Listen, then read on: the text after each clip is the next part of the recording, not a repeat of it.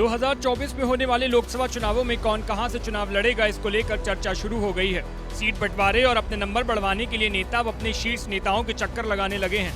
इधर सूबे की सबसे खास सीट आजमगढ़ पिछले कई सालों से सपा के खेमे में रही है, पर इस सीट पर अब भाजपा का कब्जा हो चुका है। अखिलेश से लोकसभा सीट छीनने के बाद कुछ राजनीतिक दलों की नजरें अब उनके पिता मुलायम सिंह यादव की सीट मैनपुरी पर टिक गई हैं।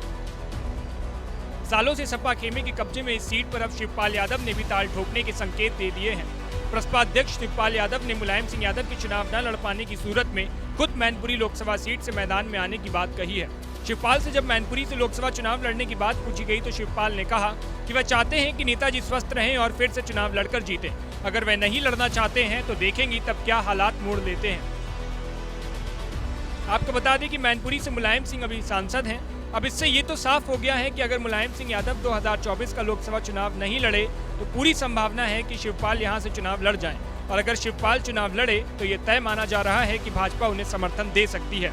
ऐसे में सपा और प्रसपा इस यादव बाहुल सीट पर आमने सामने होंगे।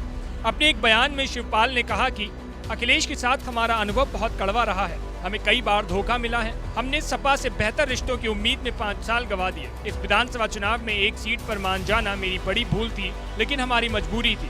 हमारा सिंबल जब्त हो चुका था।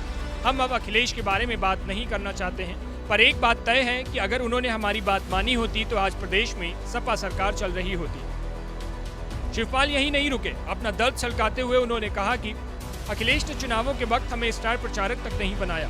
अगर चुनावी दौरे के लिए हेलीकॉप्टर दिया होता तो हर सीट पर सपा को 20,000 वोट ज्यादा दिलाया होता। खैर, अब हम अपनी पार्टी संगठन मजबूत कर रहे हैं। यादव समाज को एकजुट करने का काम भी यदुकुल मिशन के जरिए चलता रहेगा। दोनों काम साथ साथ होंगे। खैर, ये तो सियासी बयानबाजियां हैं जो चलती रहेंगी, लेकिन ये तो वक्त ही बताएगा कि मैनपुरी की गद्दी किसे हासिल होती है।